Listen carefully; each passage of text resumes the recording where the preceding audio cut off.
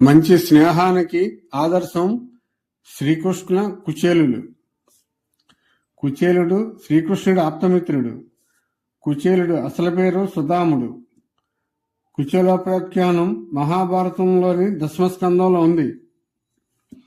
కుచేలుడు శ్రీకృష్ణుడికి అత్యంత ప్రియమైన స్నేహితుడు. శ్రీకృష్ణుడు సాందీపుని వద్ద విద్యాభ్యాసం చేశారు. అప్పుడు శ్రీకృష్ణుడికి సహాధ్యాయి కుచేలుడు.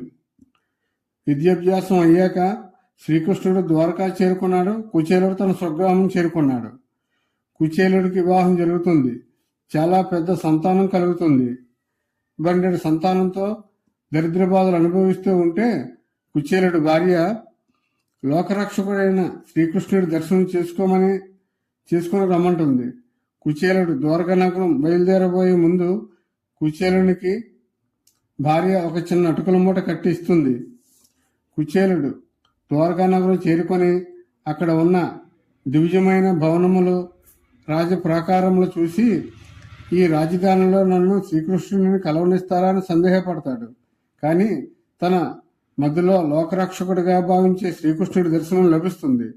శ్రీకృష్ణుడు స్వయంగా రాజ్యసభలోనికి ఆహ్వానించి ఉచితాసనం ఇచ్చి కాళ్ళు కడిగి సకల ఉపచారాలు చేస్తాడు.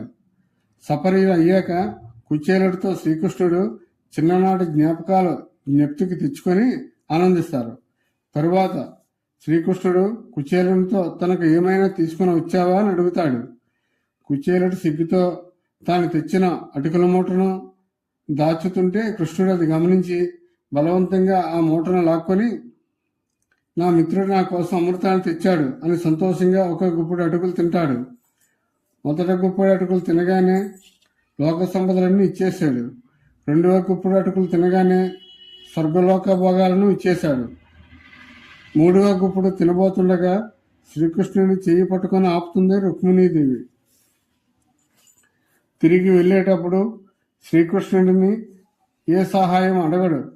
నా మిత్రుడిని చూశాను, అది చాలు అనుకుంటూ తన ఊరికి చేరుకుంటాడు కుచేలుడు.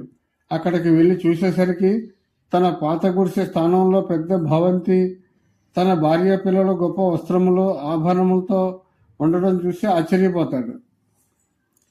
ఇందులో నీతి, నిజమైన భక్తికి, నిష్కల్మషమైన స్నేహానికి భగవంతుడు అడగకుండానే అన్ని ప్రసాదిస్తాడని, దేవుడు కావాల్సింది మనం ఇచ్చే వస్తువుల విలువ కాదు, మన మనసులోని నిర్మలమైన ప్రేమ మాత్రమే తెలుసుకోవాలి.